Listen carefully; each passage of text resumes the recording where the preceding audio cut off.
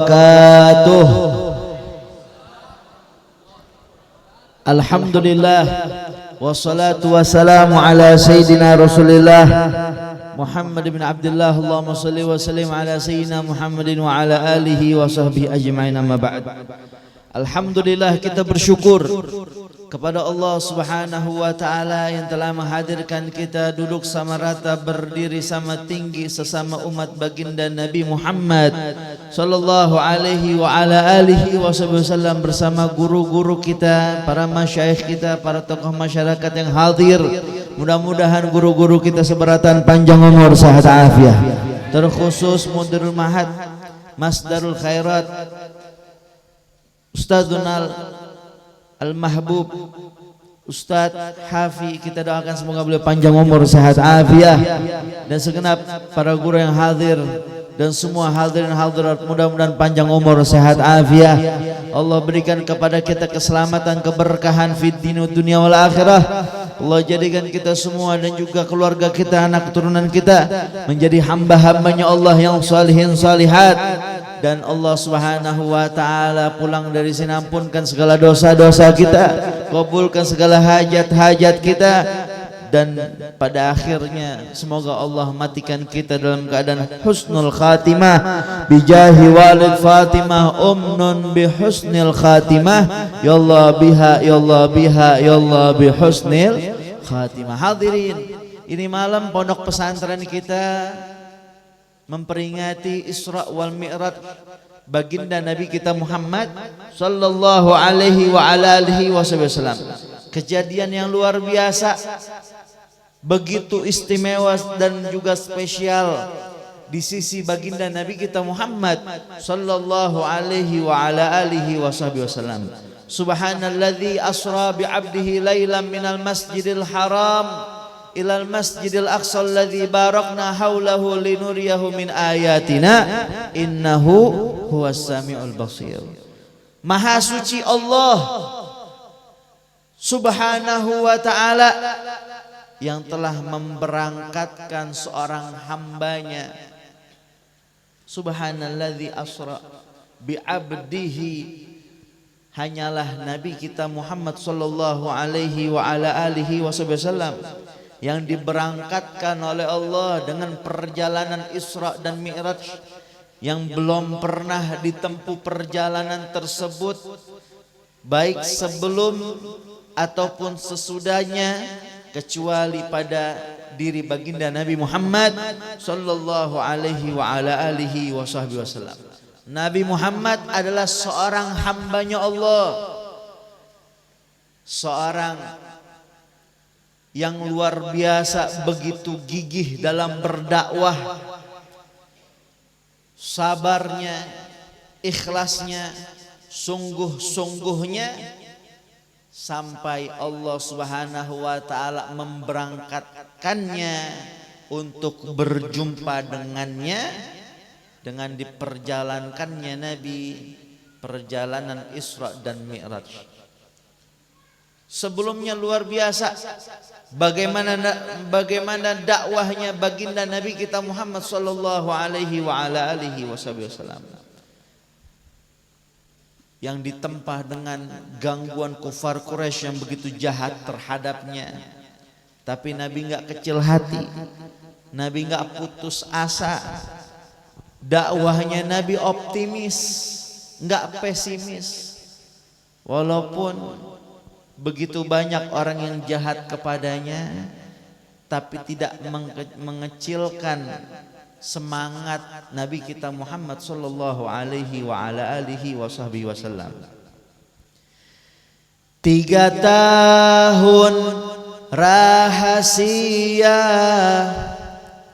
lalu dakwah terbuka. Nabi dicaci, dihina, bahkan juga difitnah.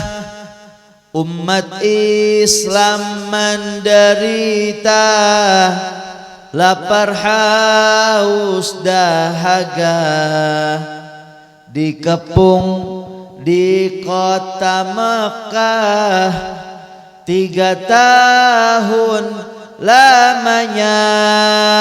Inilah kisah sang Rasul yang penuh. Inilah kisah sang Rasul yang penuh suka duka, yang penuh. Saat beliau diutus di umurnya yang ke-40 tahun, 3 tahun lamanya beliau berdakwah secara rahasia. Yang pertama Nabi kabarkan, ceritakan hanyalah keluarga dan sahabat terdekat. Nabi nggak banyak cerita, Nabi nggak banyak berkisah. Dan yang paling beriman kepada Nabi saat itu adalah istri tercintanya, Sayyidah Khadijatul Kubra bintu Khuwailid radhiyallahu anha wa ardhaha. Setelah 3 tahun berdakwah secara sir, baru Nabi berdakwah secara terbuka. Tampak kekafiran orang-orang Quraisy yang begitu luar biasa jahat terhadapnya, sampai Nabi perintahkan sebagian sahabatnya untuk hijrah ke negeri Habasyah, dan sebagiannya lagi Nabi perintahkan untuk mereka berjuang dengan harta-harta mereka. Dan kufar Quraisy melihat dakwahnya Nabi sukses, banyak orang-orang masuk Islam. Akhirnya pada saat tahun ke-7 sampai tahun ke-10 kenabian, mereka boikot Nabi Muhammad dan juga para sahabat dan siapapun yang membantu dakwahnya Nabi, sehingga kesusahan melanda Nabi Muhammad dan para sahabatnya saat itu. Mereka kelaparan yang luar biasa, sampai saking laparnya banyak di antara mereka yang makan kulit hewan sampai makan dedaunan. 3 tahun lamanya umat Islam menderita dikepung di kota Mekah. Setelahnya di tahun 10 kenabian, banyak sahabat yang jatuh sakit setelah embargo ataupun pemboikotan yang dibuat oleh kufar Quraisy. Pun Sayyidah Khadijah, istri tercinta Nabi Muhammad, jatuh sakit, tak lama pulang ke rahmatullah. Sayyidah Khadijah adalah sosok istri panutan ummahat seluruh muslimah. Dari dulu sampai sekarang dialah pemimpin muslimah salehah yang dimuliakan oleh Allah Subhanahu wa taala, yang sangat cinta kepada Nabi dan Nabi pun sangat cinta kepadanya. Ia telah mengorbankan jiwa raganya, harta bendanya, bahkan hidup dan matinya untuk Nabi Muhammad. Bahkan sampai tahun wafatnya disebut dengan Ammul Huzun, tahun kesedihan. Kesedihan yang sangat luar biasa dialami oleh Nabi Muhammad saat ditinggal oleh Sayyidah Khadijatul Kubra. Sebab Sayyidah Khadijah nemenin Nabi dari nol. Saat semua orang belum beriman kepada Nabi, Sayyidah Khadijah yang paling pertama beriman kepada Nabi Muhammad. Dan juga Nabi tambah sedih saat setelahnya wafat juga Abu Thalib, pamannya yang selalu berada di garda terdepan membela baginda Nabi Muhammad sallallahu alaihi wa ala alihi wasallam. Dan saat wafat Khadijah, wafat Abu Thalib, kufar Quraisy semakin membabi buta terhadap Nabi Muhammad. Dulu mereka nggak berani main fisik, sebab segan perekonomian mereka. Banyak yang dibantu sama Sayyidah Khadijah. Saat mereka berdagang, permodalannya dibantu sama Sayyidah Khadijah. Mereka mau ganggu Nabi, mereka malu karena merasa banyak berhutang budi terhadapnya. Juga masih ada Abu Thalib yang ditokohkan di Quraisy saat itu. Tapi setelah wafat keduanya, barulah mereka berani mengganggu fisiknya Nabi Muhammad, sampai mereka berani mengganggu mentalnya Nabi Muhammad.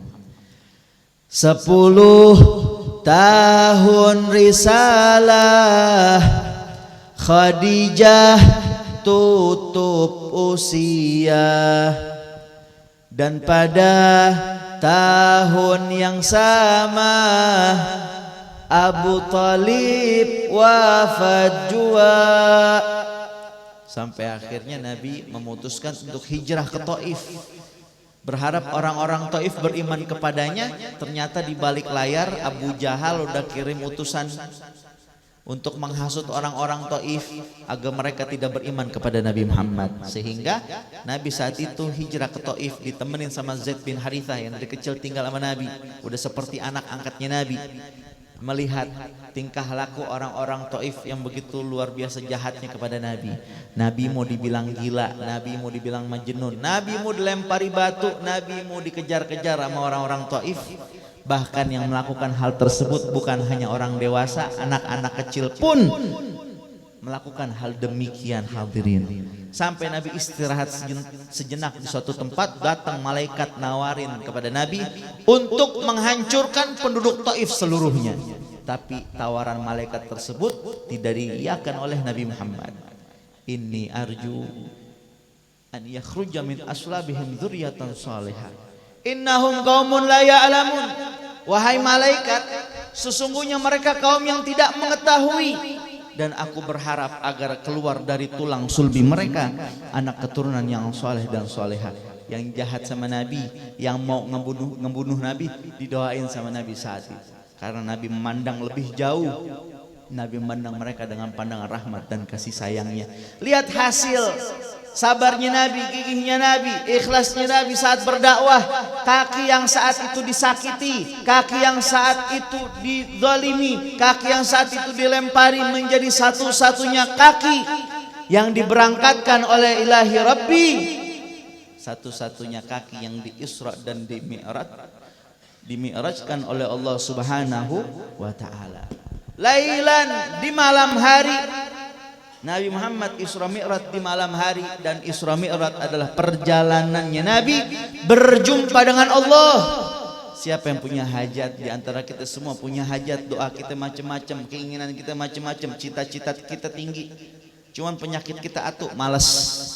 Ayo, yang punya hajatnya banyak, problem hidup banyak, masalahnya banyak, sedih mulu tiap hari, malam hari bangun doa minta sama Allah Ta'ala. Kita kebanyakan cerita sama manusia, ngadu sama manusia, berharap sama manusia, sampai akhirnya kita sakit hati, kita lupa sama Allah Subhanahu wa ta'ala. Lailan, di malam hari, sempetin, biar kata cuman sebentar, sholat sunnah 2 rakaat, alhamdulillah bisa bangun sholat sunnah 2 rakaat tahajud qiyamul lail di malam hari. Kata saya punya guru Sayyidul Habib Kadzim bin Ja'far Segaf, karena ngelihat fenomena akhir zaman yang begitu luar biasa, umat akhir zaman, jar orang Banjar koler benar, bujur koler, saking kolernya kada kuat, kada sanggup bangun malam untuk melaksanakan sholat. Allahumma angkat tangan 2 menit minta sama Allah Subhanahu wa ta'ala. Nggak bisa juga bangun, berat banget. Angkat tangan sebentar, minta sama Allah apa yang kamu mau minta. Dan mintalah agar menjadi hamba-hambanya yang soleh, hamba-hambanya yang selamat. Dan jangan lupa untuk mendoakan orang tuanya, keluarganya, anak keturunannya, dan juga guru-gurunya. Minta sama Allah Subhanahu wa ta'ala. Lailan, di malam hari, terkhusus sepertiga malam akhir, hadirin. Minal masjidil haram ilal masjidil aqsa, dari masjid ke masjid. Ngingetin kita biar perhatian sama masjid, jangan cuek sama masjid. Tiap hari mah lewat masjid, cuman say hello doang, mampir mah kagak. Mampir masjid, apalagi masjid yang udah terkenal tuh imamnya lama banget. Ayo hadirin, kita mampir ke masjid biar kita jadi hamba-hamba yang dicintai oleh Allah. Sebab Nabi bilang di dalam hadisnya, ahabbul biladi ilallahi masajiduha wa abghadul biladi ilallahi aswaquha. Sebaik-baiknya tempat yang dicintai oleh Allah adalah masjidnya, dan seburuk-buruknya tempat yang dibenci oleh Allah adalah pasarnya. Ambil kabar ketika kita lagi pergi, baik urusan kerjaan, perniagaan, perdagangan, ataupun cuman sekedar jalan-jalan sama keluarga ke luar negeri, ataupun keluar kota, jauh apa dekat. Mampirin masjid yang ada di kampung tersebut, mampirin masjid yang ada di negeri tersebut, biar usahamu, perniagaanmu, jalan-jalanmu diberkahi oleh Allah Subhanahu wa taala. Insya Allah. Minal Masjidil Haram ilal Masjidil Aqsa, dari Masjidil Haram di Mekah sampai ke Masjidil Aqsa di Palestina. Dan saat itu Nabi mampir di beberapa tempat, mampir di Yathrib, Madinah Al-Munawwarah yang jadi tempat hijrahnya Nabi, di Madian, Bethlehem, Bukit Tursina yang bertemunya Nabi Musa dengan Allah Rabbul Alamin, dan juga di Baitul Maqdis. Semua tempat yang disebutkan tadi Nabi diperintahkan oleh malaikat Jibril untuk turun sholat sunnah malam 2 rakaat.